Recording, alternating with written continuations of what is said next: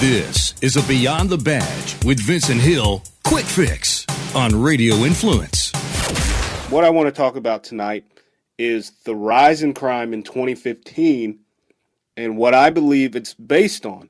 And what it's based on is not that there's more criminal element running the streets, running wild, and it's just the wild, wild west and every man for themselves.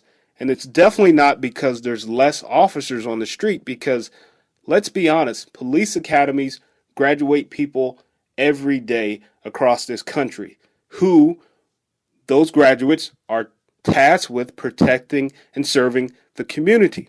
So it's not that there's more criminals. It's definitely not that there's less police. What the problem is, especially a lot of the guys that have been on for a while, when I say guys, I include girls in that as well. A lot of the officers that have been on for a while that know what's going on in the street are not being proactive.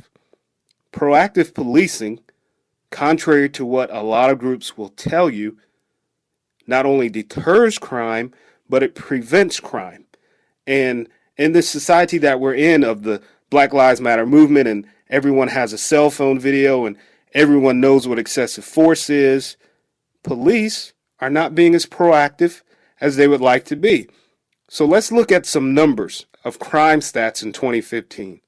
And these numbers are quite staggering and troubling, to say the least. Let's look at Baltimore. Baltimore, since the death of Freddie Gray, witnessed a 63% in homicides. 63%. Now remember, Freddie Gray, the suspect who was running from police, who was a known drug dealer, who was a known vandalizer, who happened to die in the back of a police van. He died. They tried the officers for the crime. Well, they charged the officers for the crime, and the first case was a mistrial. 63% spike in homicides. Now let's look at Chicago.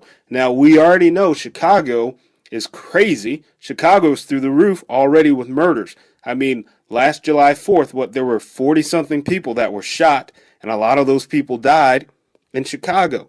So since the shooting death by police of Laquan McDonald, who, again, police contact, police had a reason to be there. He was walking down the street with a knife, vandalizing property. A knife is a deadly weapon. Since his shooting death and the shooting death of Cedric Chapman, who carjacked the suspect, who carjacked a victim, who assaulted the victim, who ran from police, who had an item in his hand, when police thought, based on what they were responding to, a carjacking and an assault, that it could be a weapon, and he was a fleeing felon, he was shot. Since those two shooting deaths in Chicago, the murder rate in Chicago increased 14%.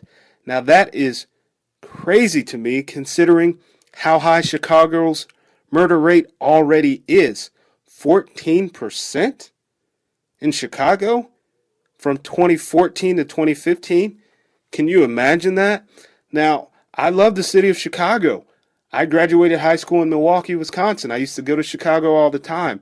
But I don't think I'll be visiting Chicago anytime soon. That 14% murder increase from one of the highest cities already in the nation for murders. That, to me, is ridiculous. And again, it's not because there's less police on the street. It is not because there's more criminals. It's because police are not doing proactive policing. Police officers in Baltimore have gone on record and said they are no longer doing proactive policing. They're only doing reactive. Beyond the Badge with Vincent Hill can be found on iTunes, Stitcher, and RadioInfluence.com.